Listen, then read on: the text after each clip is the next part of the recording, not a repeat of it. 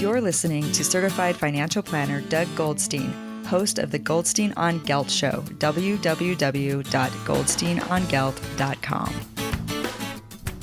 Okay, I'm very excited to have on the show John Szramiak, who runs a website called Vintage Value Investing. Now, value investing is one of these things that people often attribute to the greats like Benjamin Graham and Warren Buffett, Charlie Munger, and of course, John Szramiak too. So next week, I'm hoping to have Warren Buffett on, but John, I'm very happy to have you today here to kind of introduce us to the topic of what does it really mean, value investing? Doesn't everyone want to buy a good value? Yeah, so when people hear the word value investing, a lot of people think value stocks versus growth stocks, where a value stock would be a slow-growing, mature, unpopular company that has a low valuation, and then a growth stock would be a high-tech, flashy, popular company like the Googles and the Facebooks of the world.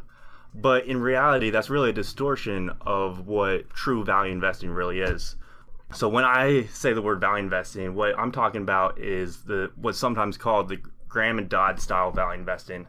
And that's a reference to Ben Graham, who's considered the father of value investing. He was an investor, a very successful investor in the 1920s and 1930s, and then he taught at Columbia Business School. And then he actually taught Warren Buffett, was Buffett's mentor. And Warren Buffett was actually the only student to ever get an A in Ben Graham's class. And then David Dodd was his teaching partner at Columbia Business School. So I think the best way to explain what value investing truly is to use Ben Graham's allegory of Mr. Market, which was a fictional character that he created. So let's say you own an interest in a small business. It could be a convenience store in your local hometown. And you have a business partner called Mr. Market, who also owns a part of that business. He's a pretty nice guy. Every day he comes to your door, knocks on it, and offers to buy your interest from you or sell you his. The problem with Mr. Market is that he's a little bit bipolar. So sometimes the sun is shining and he's really euphoric and optimistic about the prospects of the business, so he'll quote you a very high price. And other times, he's gloomy and depressed and doesn't think the business is going anywhere, so he'll quote you a very low price. The beautiful thing about this arrangement is that you can always tell Mr. Market no. You don't have to buy or sell to him. Obviously, you have in your own head what you think your business interest is worth. And so you can sell to him when he's feeling happy and quotes you a high price, or you can buy from him when he's feeling gloomy and quotes you a low price. Now, the stock market, of course, acts the same exact way. So every day you're getting quotes from other investors, Google for 970, IBM for 150. And then in your own head, you have what you think Google or IBM is actually worth. And that's called the intrinsic value. So is the intrinsic value the value that you are placing on that specific investment, whether it's Google or your own company?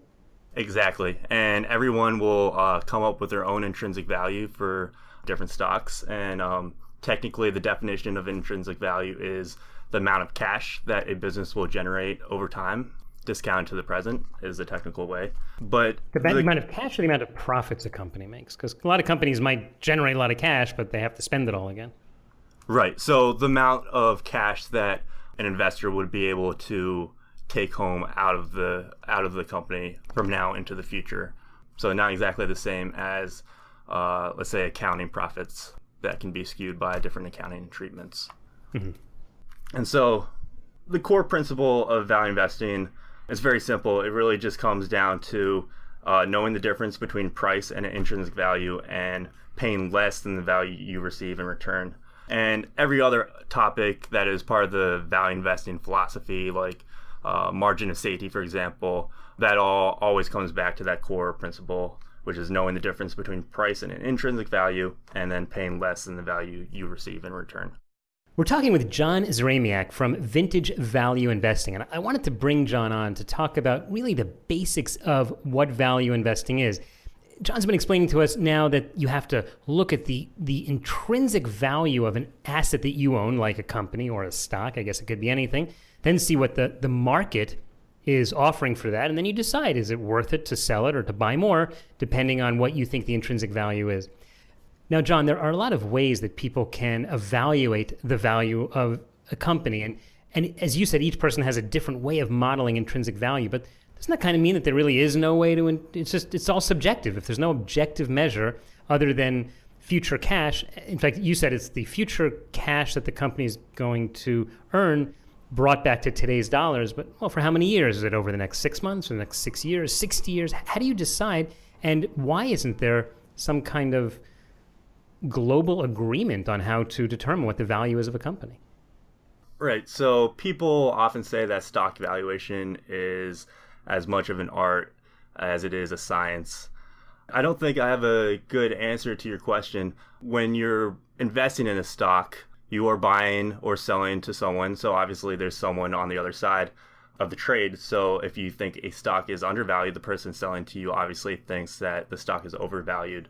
So both of you will have different views on a stock. So what you're making is a bet on the future.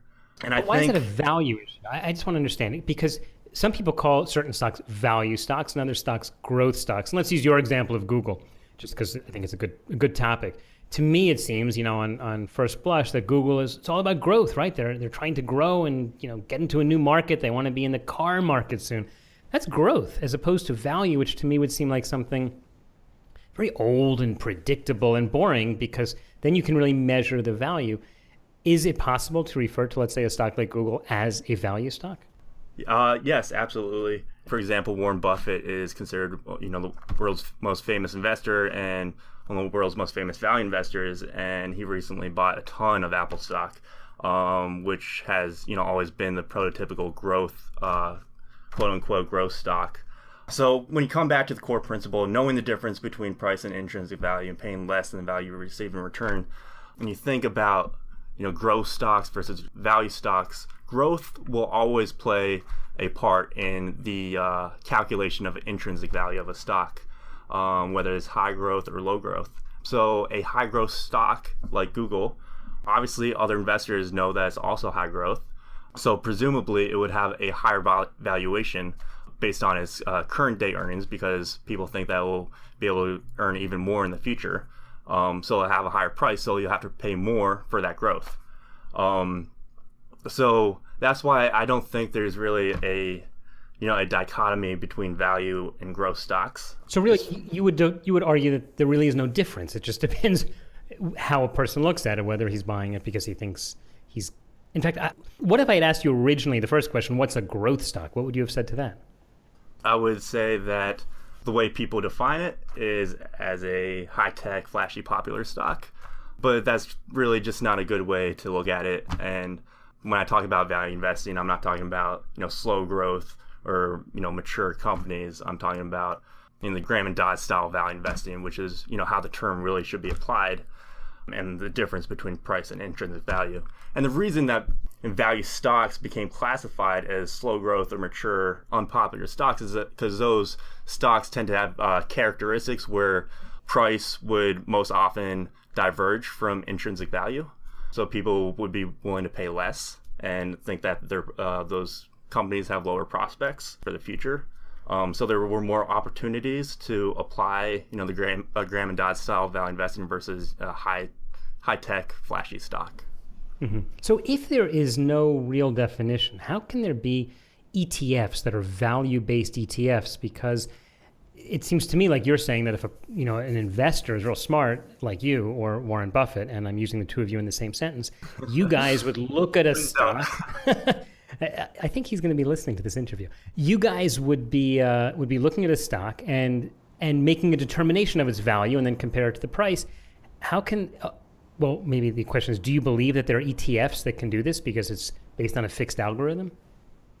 Yes, in a sense, I think they can pinpoint various metrics, like low PE ratios, low price to cash flow ratios, and that could be a successful strategy. And, you can use some of those screens yourself if you're trying to narrow down the framework of, how you're investing.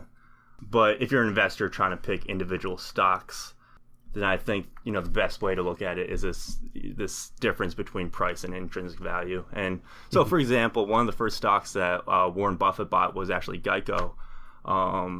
And that, of course, is part of Berkshire Hathaway now, but he bought it long time ago, and that was a growth stock when he bought it, even though he was firmly in the value investing camp. I see, but it eventually changed into his market. All right. Hey, John, I see we're just about out of time, but in the last few seconds, tell us, how can people follow you and follow your work? Well, you can visit my website at vintagevalueinvesting.com and sign up for my weekly newsletter. It's completely free, and you'll have access to all of our latest articles. I do a roundup of the best value investing articles that I've read from the past week, and I give a market recap. And you can also follow me at vintage_value on Twitter and at Vintage Value Investing on Facebook. All right, fantastic. We will put links to all of that at the show notes of today's show at goldsteinongelt.com. John Szramiak, thanks so much for taking the time. Thanks, Doug.